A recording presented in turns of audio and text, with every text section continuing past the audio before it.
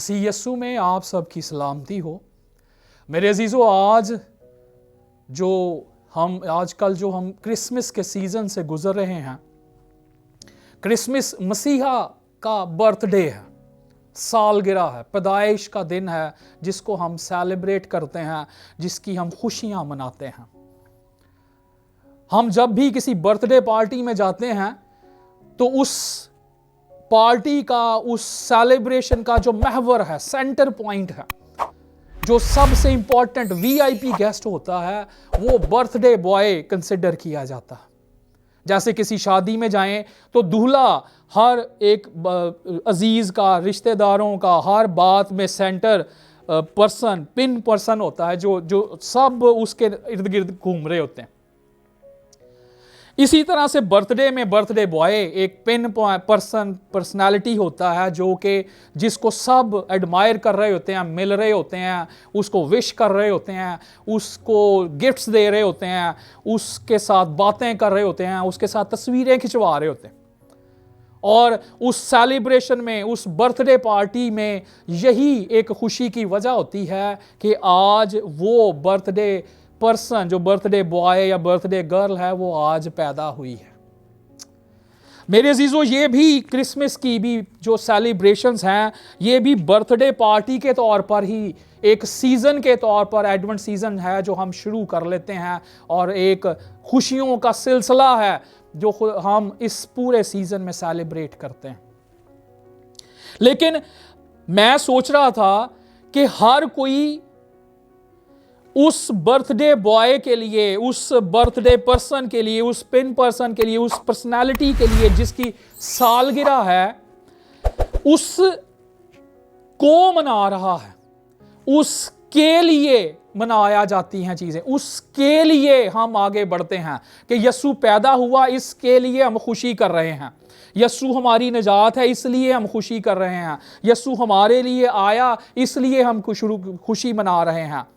लेकिन मैं एक पॉइंट पर, एक बर्थडे पार्टी में पिछले दिनों में मैं गया, तो वहां पर एक जिक्र हो रहा था कि वो बर्थडे बॉय कहाँ है यार, उसको तो बुलाओ जिसकी बर्थडे है। और उस बर्थडे वाले शख्स को जब बुलाया गया तो सारे चुप हो गए, और किसी एक दोस्त ने कहा कि अब यार आप सारे खामोश रहें, अब सिर्फ बर्थडे बॉय को, बर्थडे जिसकी सालगिरह है, उसको बोलने का मौका दें। और उस शख्स ने उस एक चीज पर, उस एक पंडली में, उस एक ग्रुप में, हम सब दोस्तों में अपनी थॉट, एक थैंक यू नोट शेयर किया, जो मेरे अजीजों हम सब के लिए बड़ा मोटिवेशनल और बड़ा दिल को लगने वाला था।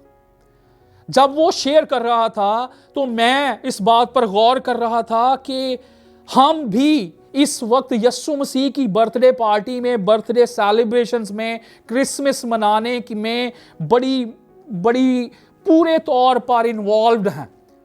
लेकिन इसमें सब के सब हम जाकर यस्सु को कुछ जाकर देते हैं, यस्सु को ही जाकर कुछ बताते हैं, यस्सु की ही शुक्रगुजारी करते हैं, यस्सु को ही गिफ्ट्स देते हैं, यस्सु की ही खुशियां मनाते हैं। लेकिन यस्सु से क्या कुछ लेते हैं, यस्सु से कुछ वापस सुनते हैं, यस्सु की को भी बोलने देते हैं, ना कि हम ही अपना पार्टी में, जैसे हम रूटीन में वो शोर शराबा और सेलिब्रेशन और जाकर उसको ही सारा कुछ हम करते कराते रहते हैं। यानी टू साइडेड गेम है। एक है हम बर्थडे वाले के लिए खुशियों का इजहार करें, अच्छी बात है कि हम बर्थडे वाले लड़के के लिए या बर्थडे वाले शख्स के लिए उसको अपनी शुक्रगुजारियां दे रहे हैं, सब कुछ ले रहे हैं। लेकिन क्या दूसरा पार्ट, बर्थडे वाला शख्स भी आपसे कुछ मुखातिब हुआ है, आपसे पर्सनली कोई बात, कोई कन्वर्सेशन, कोई डिस्कशन, कोई पॉइंट, कोई ऐसी सच्चाई, कोई ऐसी बात वो कर रहा है जो आपने भी सुनी हो, जो आपने भी रिसीव की हो। आमतौर पर बर्थडे पार्टीज या खाने पर या शादी पर जब जाते हैं तो हमारा इन्फ्लुएंस होता है केक कटो, केक पूरा खाना चाहिए आपको, केक के साथ आपको खाना पूरा मिलना चाहिए, और यही कुछ हमारा होता है। बाकी हम उल्टा गिफ्ट देकर ये करके, ये पार्टी होती है, यही साल पे सेलिब्रेशन होती। जब मैं इस पॉइंट पर सोच रहा था तो मैंने इस बात पर गौर किया कि यीशु मसीह जब पैदा हुए तो बर्थडे बॉय को मैंने कैसे नोट किया, और क्या मैंने बर्थडे बॉय के से कुछ सुना है, थैंक यू नोट लिया है, क्या मैंने उसकी शेयरिंग, उसको बोलने का मौका दिया है अपनी इस सेलिब्रेशन के दौरान में। और जब मैं बाइबल में इसी पैटर्न को चेक करता हूं तो यहां पर मुझे ये एक पैटर्न मिलता है। यीशु मसीह की पैदाइश के सीक्वेंस के बाद लिखा है जब वो 12 साल का हुआ तो उसके वालिदैन, उसके माँ बाप उसको यरूशलेम में वापस लेकर गए।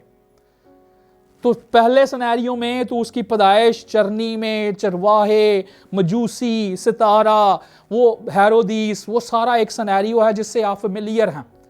लेकिन क्योंकि वो छोटा बच्चा था, पैदा हुआ था, बोल नहीं सकता था, इसलिए कोई रिकॉर्डेड नहीं है। लेकिन क्या आपने कभी गौर किया यीशु मसीह के जो पहले अल्फाज जो बोले गए, जो बाइबल में रिकॉर्डेड हैं, वो क्या थे?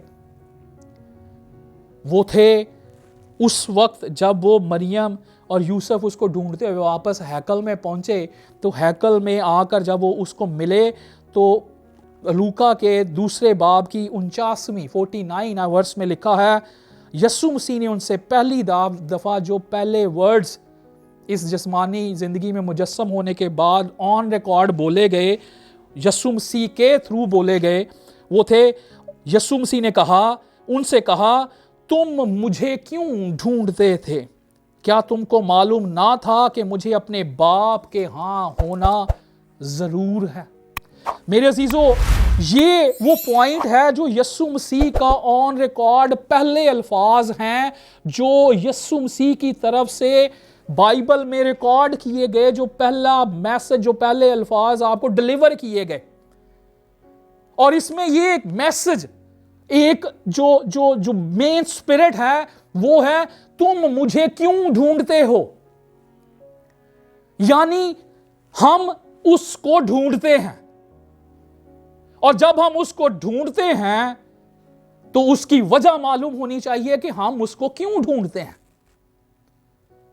और यीशु मसीह ने दूसरे पार्ट में कहा, तुमको मालूम ना था कि मुझे अपने बाप के हां होना जरूर है। यानी मैं जिस मर्जी, जिस मंसूबे, जिस प्लानिंग के थ्रू मुजस्सिम होकर नीचे आया हूं, मैं तो वो मर्जी पूरी करने के लिए अपने बाप के पास हैकल में होना मेरा जरूर है।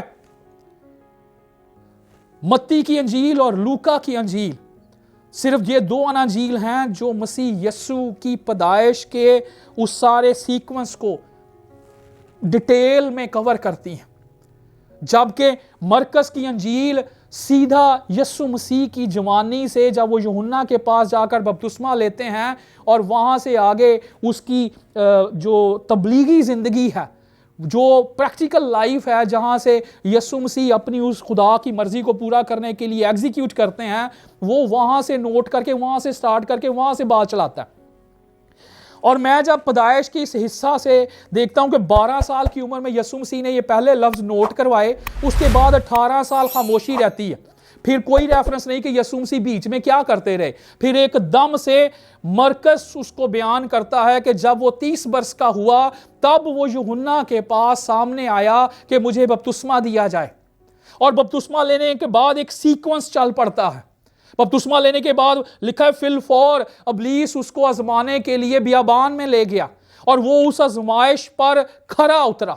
वो जब वापस आया तो उसने आते ही लोगों में इस बात की खुशखबरी देना शुरू की, तौबा करो, उसके पास आओ, उससे निजात हासिल करो, उससे जिंदगी लो, उससे आकर अपनी निजात का वो तोहफा जो वो अपने साथ लेकर आया है वो रिसीव कर लो। और क्योंकि वो एक पूरा इंसान और पूरा खुदा था, वो कामिल इंसान और कामिल खुदा था, खुदा उसके अंदर नजर आता था, खुदा की सिफात उसके थ्रू काम करती थी, उसके थ्रू मौजज़ात होते थे, वो कादरे मुतलक था। उसके थ्रू लिखा है मरकज के पहले और दूसरे बाब में, बदरूहें निकलती थी, शिफा पाते थे, लोग उसके पीछे पीछे चलते थे, रश पड़ गया। और जब वो रूटीन में आगे अपनी मुनादी करते हुए अपने सफ़र को जारी करते हुए लिखता है, तो अपने मकासद को बयान करते हुए उसके पहले बाब की 37वीं आयत में लिखता है, उसने उनसे कहा, आओ हम और कहीं आसपास के शहरों में चलें ताकि मैं वहां भी मुनादी करूं, क्योंकि मैं इसीलिए निकला हूं। पहले अल्फाज थे, मुझे क्यों ढूंढती हो, मैं अपने बाप के यहां होना मेरा ज़रूरी है।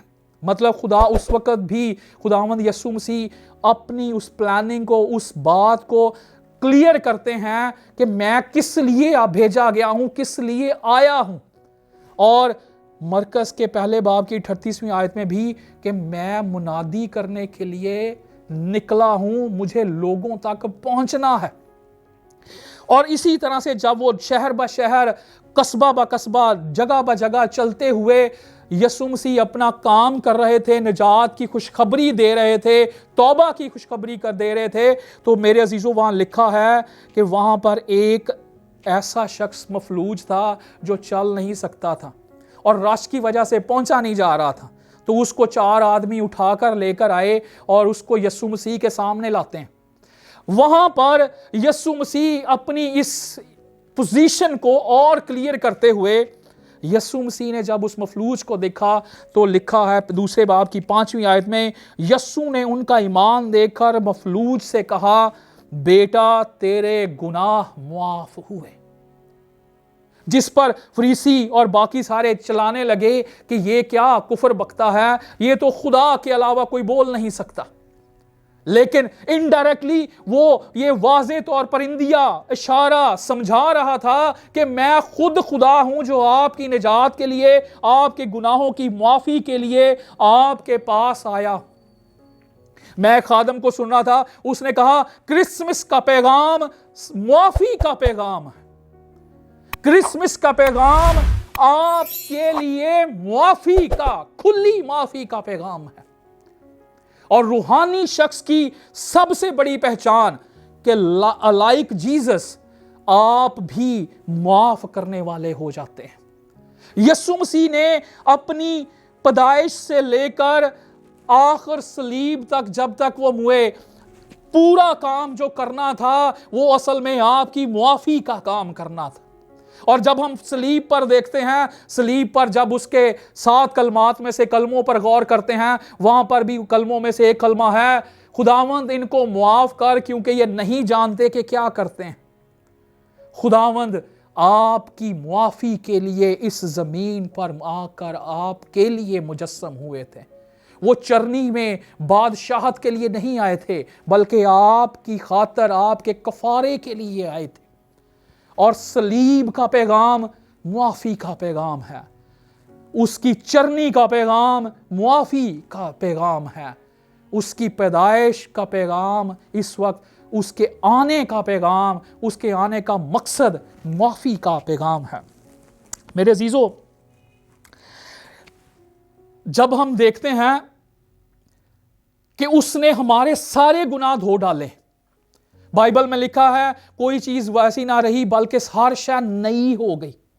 और जब वो हमें नया कर देता है, तो लास्ट संडे मैं एक जुर खादम के सामने बैठा, उनके से कलाम सुन रहा था और उन्होंने मेरे साथ आई टू आई कांटेक्ट करके कहा कि आप कितने गुनाह कर चुके हैं। मैंने कहा जी बहुत सारे गुनाह किए हैं। अच्छा, कितने गुनहगार हो? बेशुमार गुनहगार, अनगिनत, मतलब मेरी तो गिनती से बाहर है। उन्होंने बड़ा टिपिकली टू द पॉइंट मुझे कहा, नो, आपके हिस्से में एक गुनाह भी नहीं है, आप 0 मीटर हैं। मेरे जीजों, मैं एकदम से शॉक हो गया कि ये क्या बात हुई। और उन्होंने मुझे समझाया, मुझे और मेरे साथ सारी कलीसिया को बताया कि 0 मीटर हैं। क्यों? क्योंकि आपके लिए यीशु मसीह ने मुआफी का बंदोबस्त कर दिया। उसने आपके सारे गुनाह धो डाले हैं, उसने आपके सारे गुनाहों के लिए कफारा दिया है। और वो इसीलिए इस दुनिया में आया कि आपकी और मेरे सारे गुनाह माफ करके हमें पूरी निजात के साथ मुलब्बस करे। आए उसके इस निजात के पैगाम को, उसकी इस निजात की खुशखबरी को रिसीव करें और उसको वड्याएं, उसका शुक्रगुजार हों। इस क्रिसमस पर सिर्फ उसको सुनाए नहीं, बल्कि उसकी भी सुने कि वो हमसे क्या कहता है। बाइबल में लिखा है, वो तड़प कर तरस कर कहते थे कि रूह तू हमसे बयान कर, तू हमारे अंदर उस मैसेज को, उस पैगाम को, उस बात को लेकर आ, अपने अंदर भूख को जगाएं और यीशु मसीह की सुनने की कोशिश करें, जो वो अपने जिंदा कलाम के वसीला से आपके साथ करता है। उसके कलाम की सच्चाइयों को ढूंढें, टटोलें, इसकी जुगाली करें, इसके अंदर घुस जाएं, डीप डाइव करें, गोता लगाएं नीचे, और अपने लिए उन असली तालीमात को असली रूह में रिसीव करते हुए ट्रू स्पिरिट में क्रिसमस सेलिब्रेट करें।